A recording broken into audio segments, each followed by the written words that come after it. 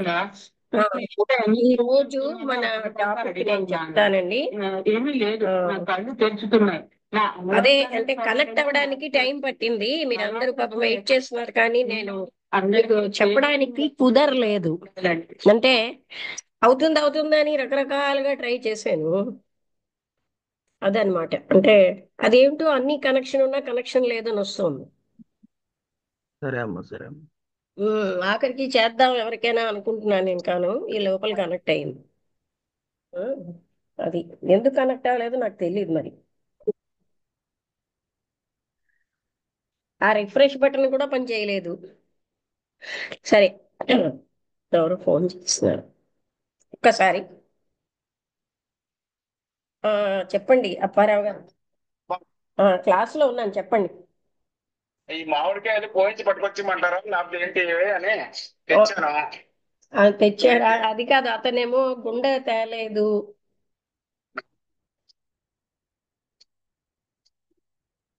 సరే అయితే తెచ్చేయండి, ఆ ఉన్న వాటితో చేస్తాను. సైజ్ చేసి తినేస్తాను. ఆ, మీకు ఎలా అంటే అలా చేయండి. అలాగే అలాగే. అవునవును, ఇంకా పండిపోతాయి. అలాగే నేను ఇప్పుడు ఆయనకి చెప్తాను, ఎలా అయినా ఆడించి తెచ్చు. ఏమన్నారు?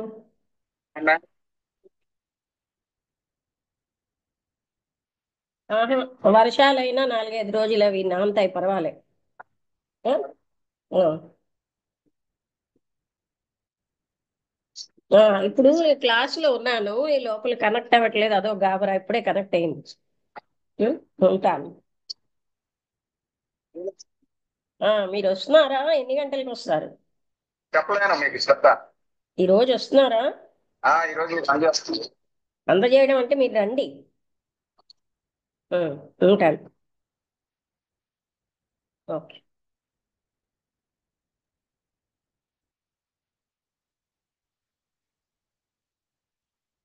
ఇవాళ ఈ పెద్ద ఫాంట్ లో ఈ టాపిక్ కూడా అలాగే ఉంది.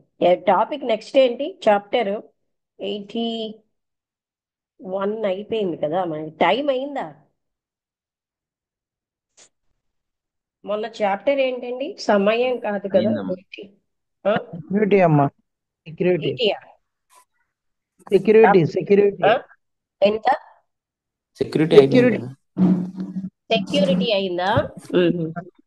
ఒక్కసారి అయితే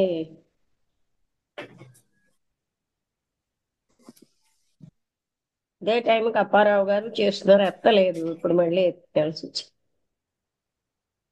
అయితే ఉండండి. ఇది 82 ఏంటి అయితే దాన్ని బట్టి సఫరింగ్ అయింది కదండి. అయిపోయినాయి. సఫరింగ్ సఫరింగ్ అయిందంటే ఇంకా అవ్వలేదు. ముందుకే వెళ్ళాలి. అయిపోయింది. ఇది పెద్ద ఫాంట్ కనుక చాలా తీయవలసి వస్తుంది నాకు. తీవ్రత. అంటే హైయెస్ట్ ఫాంట్ పెట్టాడు, ఎంతసేపో తీయాలి. ఇది చాప్టరు సెన్సేషన్ అది అయిపోయింది. దాని తర్వాతది అదే, ఇది ఎంతకి కనెక్ట్ అవ్వకపోయేసరికల్లా ఏం జరిగిందో అర్థం కాలేదు అసలు.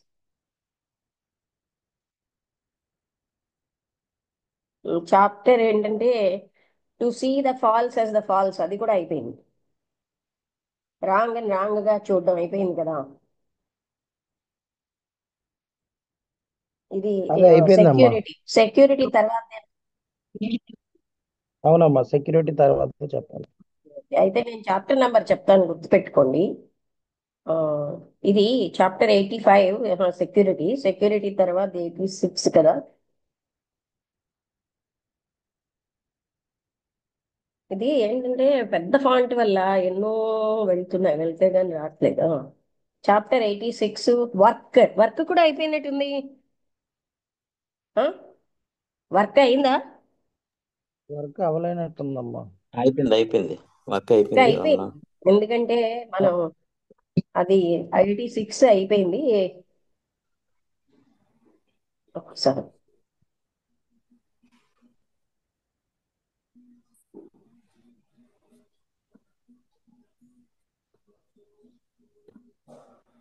Chapter 86 work.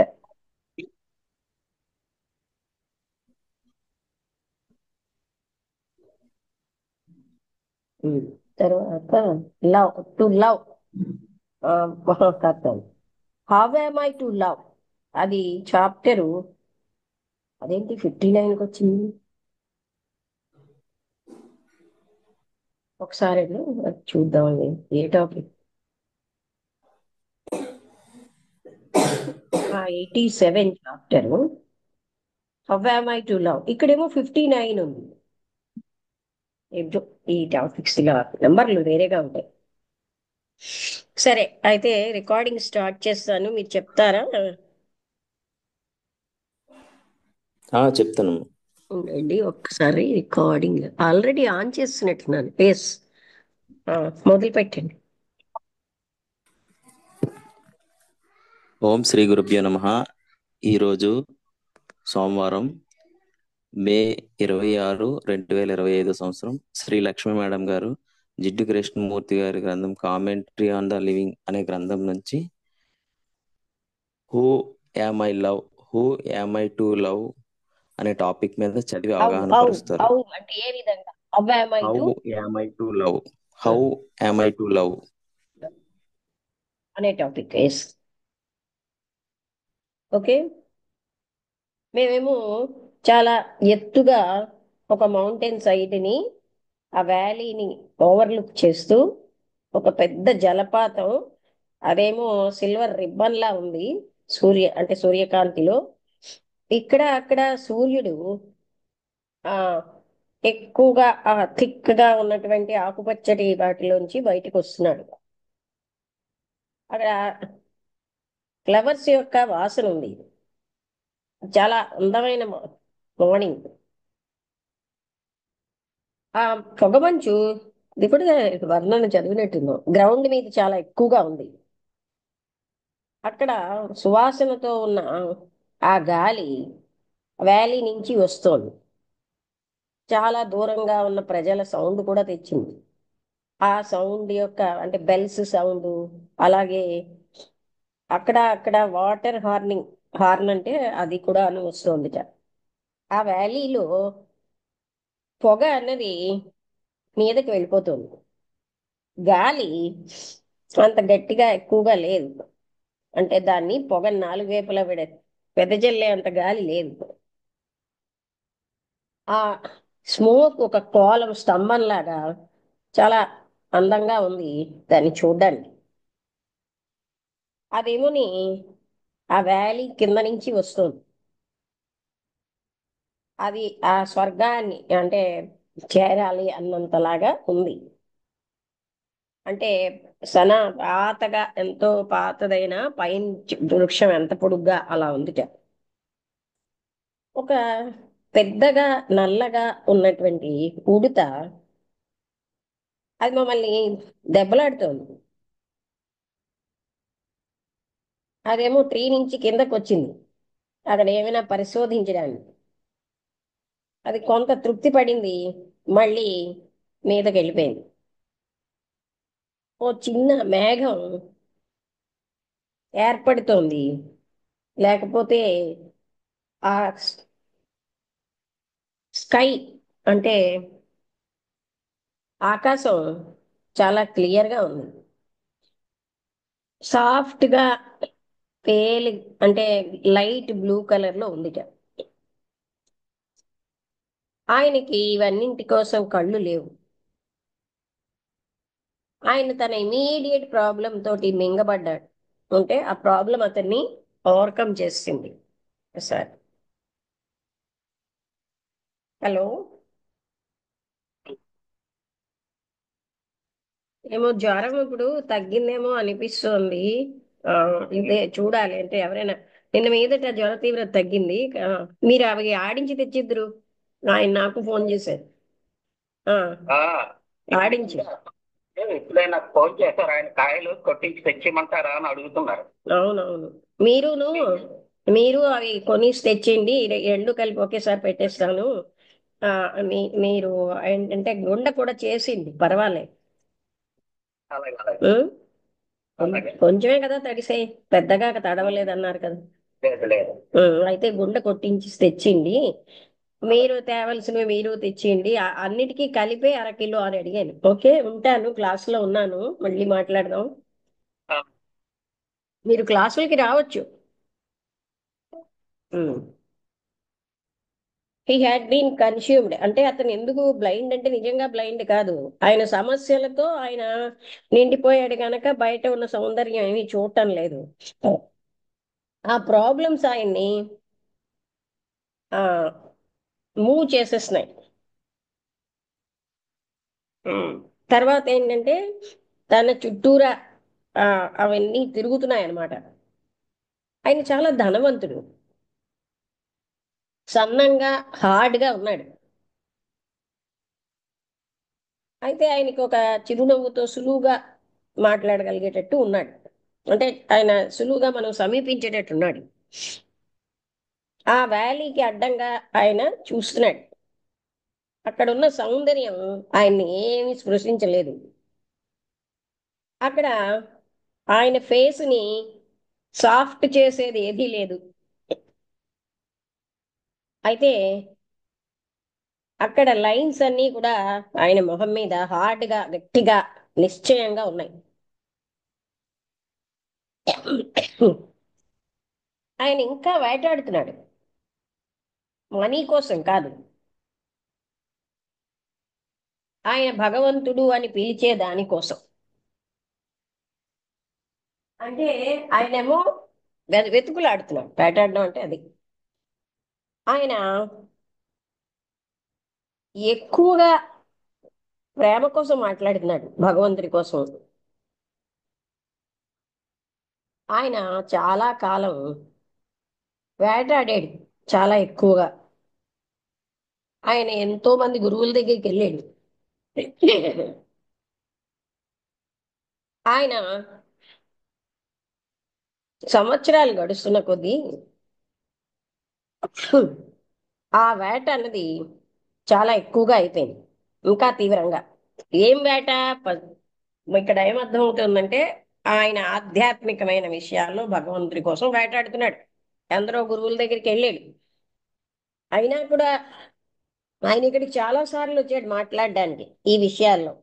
కానీ ఆయనకి ఎప్పుడు కూడా ఒక కన్నింగ్ లెక్కలు ఉంటాయి. ఆయన నిరంతరంగా ఇది ఎంత ఉపయోగం నేను భగవంతుణ్ణి పొందడానికి అన్నట్టుగా ఆలోచిస్తున్నాడు. ఎంత ఖరీదు ఈ జర్నీ ఉంటుంది అలా ఆలోచిస్తాడట. అంటే ఎన్నోసార్లు కృష్ణమూర్తి గారి దగ్గరికి వచ్చినా ఆయన అలా ఆలోచిస్తున్నాడు.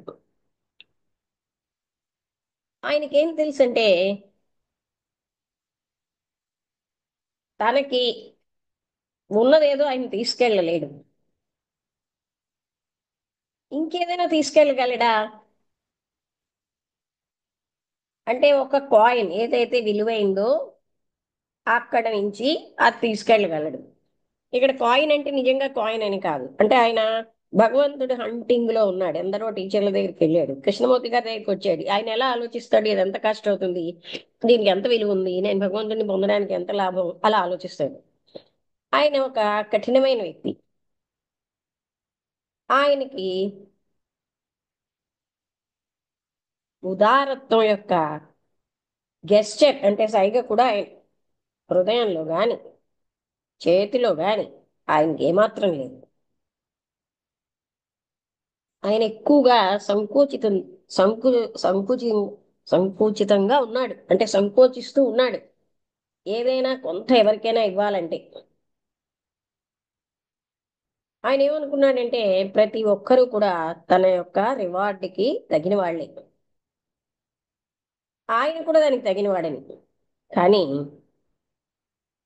ఆ మార్నింగ్ ఇంకా ఎక్కువగా ఎక్స్పోజ్ అవ్వడానికి, తన్ని తాను ఎక్స్పోజ్ అవ్వడానికి వచ్చాడు.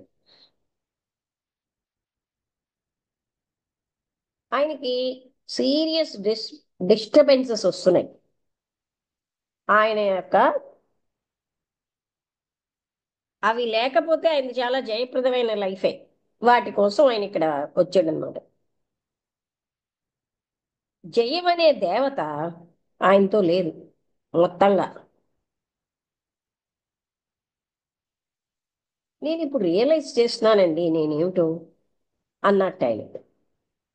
నేను ఇన్ని సంవత్సరాలు సూక్ష్మతరంగా వ్యతిరేకించాను, నిగ్రహించుతున్నాను మిమ్మల్ని. మీరు ధనవంతులకు వ్యతిరేకంగా మాట్లాడతారు. మీరు మా కోసం చాలా కఠినంగా చెప్తారు. మీరంటే చాలా కోపం వచ్చింది, కానీ నేను మిమ్మల్ని ఏమి హిట్ చేయలేకపోయాను. మీరు చెప్పిన దానికి రిటర్న్ గా నేనేమి హిట్ చేయలేకపోయాను. ఎందుకంటే మీది పూర్తిగా నాకు అర్థం కాలే. నేను చాలా ప్రయత్నించాను రకరకాల పద్ధతుల్లో, కానీ మీ మీద నా చేతులు పెట్టలేకపోయాను.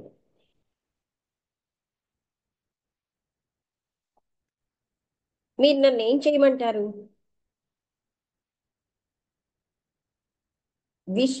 ఐ విష్ నేనేం కోరుతున్నానంటే భగవంతుణ్ణి కోరుతున్నాను. నేను ఎప్పుడు మిమ్మల్ని వినలేదు, లేకపోతే మీ దగ్గరికి రాలేదు, అంటే సమీపానికి రాలేదు. నాకు నిద్రలేని రాత్రులు గడుస్తున్నాయి. అంతకుముందు నేను చాలా బాగా పడుకునేవాడిని. నాకు నేను చాలా నాకు చాలా బాధాకరమైన కళలు వస్తున్నాయి.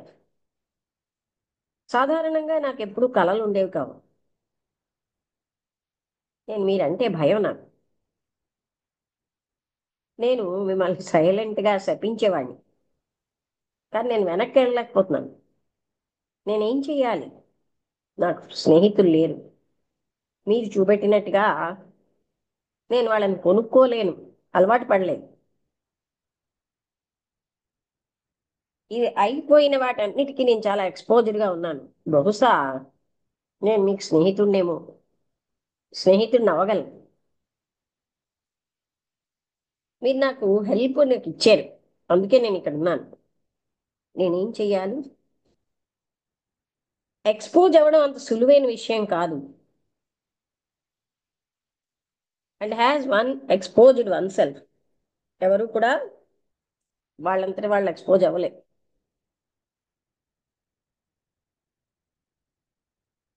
ఎవరో బాగా లాక్ చేసిన కప్బోర్డ్ ని ఓపెన్ చేయగలరా ఇంకెవరు? దాంట్లో ఎన్నో పెట్టేశారు. మనం ఎవరిని చూడకున్న వస్తువులన్నీ పెట్టేసి లాక్ చేశారు. దాన్ని మనం తీయగలమా? ఎవరైనా ఆ కబోర్డ్ని తెరిచి అందులో ఏమున్నాయని చూడగలరా? నేను చెయ్యగలను, కానీ నేను ఏ విధంగా ముందుకు వెళ్ళాలి? హ్మ్. అంటే నిజంగా మీరు చేయాలనుందా, లేకపోతే ఆ ఇంటెన్షన్ తో ఆడుకుంటున్నారా? ఒకసారి తెరిచాక అది ఎంత చిన్నదైనా దాన్ని మళ్ళీ ముయ్యలేం. ఆ డోర్ ఎప్పుడు అలాగే తెరిచే ఉంటుంది, రాత్రి పగలు. అందులో కంటెంట్స్ అంటే విషయాలన్నీ కూడా బయటకు వచ్చేస్తాయి. అందులో ఉన్న వస్తువులన్నీ బయటకు వచ్చేస్తూ ఉంటాయి. అందుకని మనం ఎవరైనా అలా తెరిచిన వాళ్ళు పరిగెత్తి పారిపోవడానికి ప్రయత్నిస్తారు. సాధారణంగా అందరూ చేసేదే అది, కానీ అది అక్కడే ఉంటుంది, వెయిట్ చేస్తూ వాచ్ చేస్తూ ఉంటుంది. నిజంగా ఎవరైనా దాన్ని ఓపెన్ చేయాలనుకుంటారా? అంటే అఫ్ కోర్స్ నాకు చేయాలని ఉందండి, అందుకే నేను ఇక్కడికి వచ్చాను. నేను మిమ్మల్ని ఎదుర్కోదలుచుకుంటున్నాను. నేను ఇప్పుడు ఈ చివరికి ఎండ్ ఆఫ్ థింగ్స్ కి వచ్చాను. ఒక్కసారి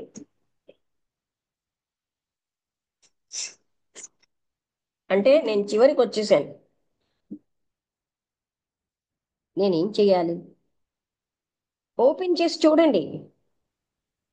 ధనాన్ని కూడబెట్టడం మనుషులు హత్య చేయాలి, క్రూయల్ గా ఉండాలి, ఉదారత లేకుండా ఉండాలి. అక్కడ ఎవరిని పట్టించుకోనండి, కఠినత్వం ఉండాలి, కన్నింగ్ క్యాలిక్యులేషన్లు ఉండాలి, నిజాయితీ లేని స్థితి ఉండాలి. అప్పుడు ధనాన్ని మనం పోగు చేసుకోగలం.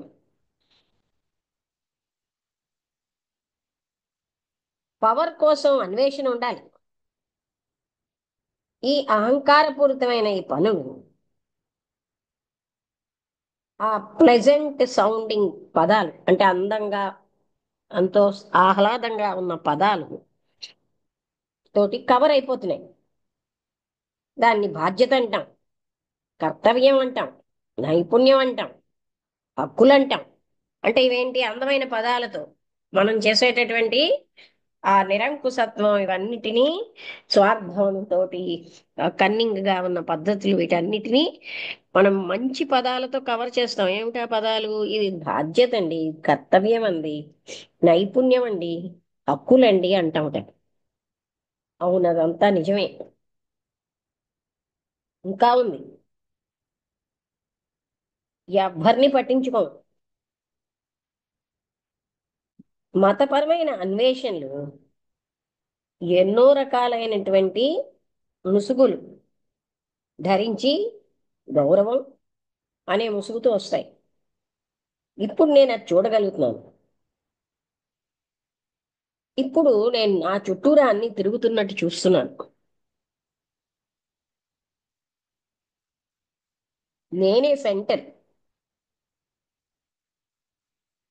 నేను నటించొచ్చు, నేను కానట్టు. ఇప్పుడు నేను అవన్నీ చూడగలుగుతున్నాను. కానీ నేనేం చేయాలి? మొదటగా మీరు చేయాల్సింది ఏంటంటే, అవి ఎలా ఉన్న వాటిని అలాగే గుర్తించండి. వీటన్నిటికీ ఆవల ఇవన్నీ కాదని ఇవన్నిటిని పక్కకు తోసేసి ఎలా వెళ్ళగలం? అక్కడ మనలో గాని అభిమానం, ప్రేమ లేకపోతే, ఆ ప్రేమ అన్న మంట, స్మోక్ స్మోక్ లేకుండా ఏ విధంగా మనం ఉండగలం? మరొకసారి ఈ వాక్యం చెప్తానండి. అతను ఏమంటున్నారంటే, మనం యాజ్ ఇట్ ఈజ్ వస్తువుల్ని చూడగలగాలి. వీటన్నిటికీ ఆవల మనుషులు వీటన్నిటిని వైప్ చేసి అంటే పక్కకు తోసేయగలరా?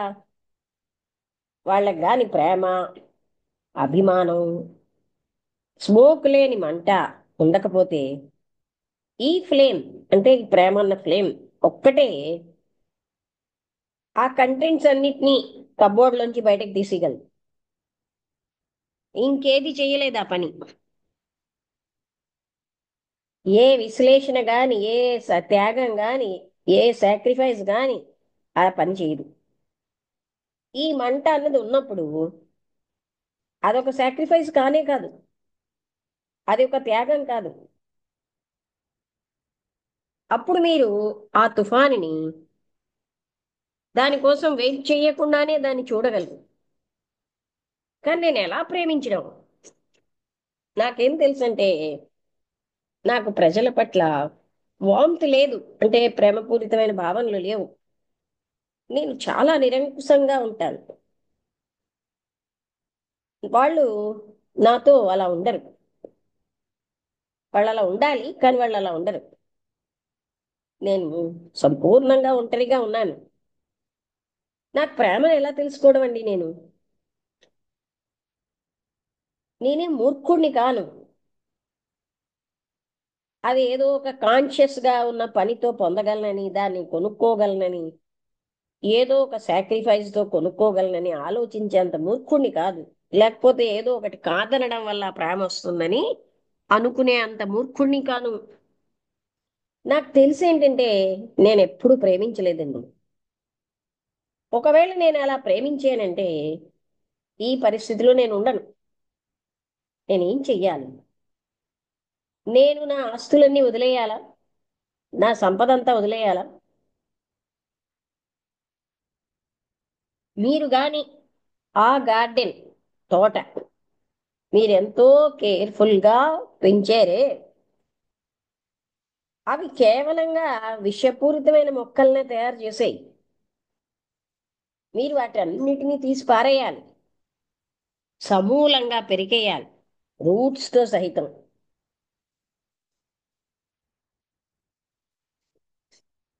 వాటికి నీడనిచ్చినటువంటి గోడల్ని కూడా మీరు తీసి పారేయాలి. మీరు చెయ్యొచ్చు, చెయ్యకపోవచ్చు. మీకు ఎన్నో తోటలు ఉన్నాయి. అవి అన్నీ కన్నింగ్ గా గోడలతో ఉన్నాయి, బాగా రక్షించబడుతున్నాయి. మీరు ఎప్పుడు చేయగలరా పని అంటే బార్టరింగ్, అంటే ఇది ఇస్తాను నేను అది ఇయ్యి అనేది లేనప్పుడు. అది ఎప్పుడు చేయబడుతుంది అంటే మీ ధనం అంతా, ఆ రిచ్ అంతా కూడా మరణించాలి. మీరు అంటే వృధాగా జీవించాలి. కానీ వీటన్నిటికీ ఆవల, దీనికి ఆవల అక్కడ ఫ్లేమ్ ఉండాలి. అది మిమ్మల్ని పరిశుద్ధం చేస్తుంది. మీ మనస్సుని, మీ హృదయాన్ని, అన్నిటినీ కొత్తగా చేస్తుంది. ఆ ఫ్లేమ్ ఆఫ్ లవ్. ఆ ఫ్లేమ్ అన్నది మనస్సుకు చెందింది కాదు. అది మనం పెంపొందించుకోవడం వల్ల వచ్చేది కాదు. దయ చూపెట్టడం వల్ల దాన్ని ప్రకాశింప చేయలేము. అదేమి ఫ్లేమ్ కాదు. సేవ అనే యాక్టివిటీ లాభదాయకంగాను, నెససరీ, అవసరం. అంటే బెనిఫిషియల్ అండ్ నెససరీ, అది చాలా అవసరం. అంటే ఇక్కడ ఏం చెప్తున్నారంటే it is not the flame activity called service. Service అన్న పేరుతో ఉన్న యాక్టివిటీ అది బాగా మనకి లాభదాయకమైన, అవసరమైన, అది ప్రేమ కాదు. ఎంతో బాగా ప్రాక్టీస్ చేసినది, క్రమశిక్షణతో ఉన్న సహనం, అలాగే పెంపొందించుకున్న కారుణ్యం, చర్చి పట్ల, ప్రజల పట్ల సౌమ్యంగా మాట్లాడడం, సాఫ్ట్గా ప్రవర్తించడం, ఆ రక్షించేవాడిని పూజించడం, లేదా ఆయన యొక్క ఇమేజ్ని, ఆదర్శాన్ని, ఇదేది ప్రేమ కాదు. మరొకసారి చెప్పిన ఆయన ఏమేమన్నాడంటే